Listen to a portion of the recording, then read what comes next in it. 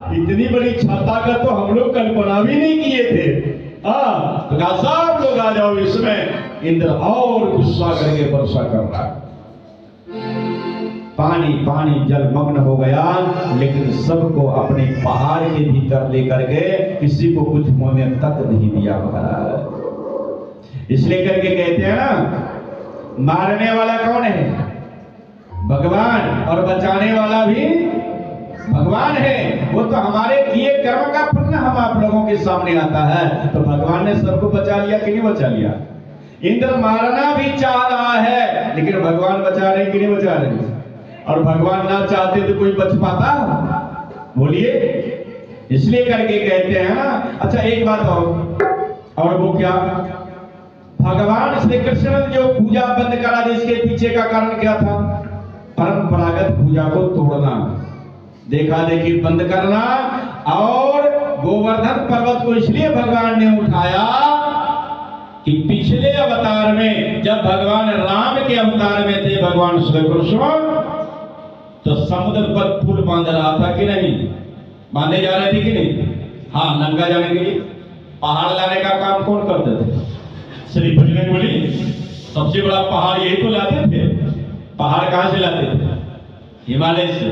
कहां से लाते थे? हिमालय से। और पहुंचाते कहां से? समुद्र के किनारे। इतनी लंबी यात्रा करते थे। लेकिन जब भगवान ने देखा कि अब पत्थर की कोई आवश्यकता नहीं है, तो भगवान ने आवाज लगा दी और कहा अब पत्थर लाने की जरूरत नहीं है बजरंगबली। सो हनुमान जी ने सुना, रे अब तो हम उखाड़ के ले जा रहे हैं। किसको? गोवर्धन पर्वत को उखाड़ के लिए जा रहे थे बजरंगबली। सो आवाज इनकी कानों में पड़ी, सो वृंदावन के पास रख दिया। लेकिन वो जिंदा पहाड़ था। आवाज निकल पड़ी और कहा, बजरंगबली, हनुमान जी, आपने मेरे साथ अन्याय किया। क्या अन्याय हुआ?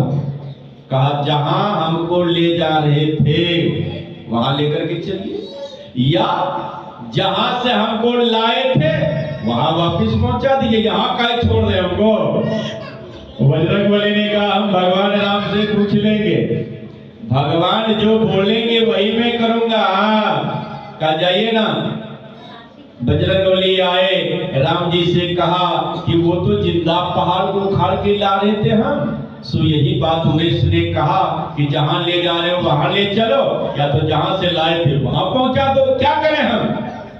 श्री राम जी ने कहा, जाइए हनुमान जी, कहिएगा इस बार तुमको हनुमान उठाया है, अगली अवतार में तुम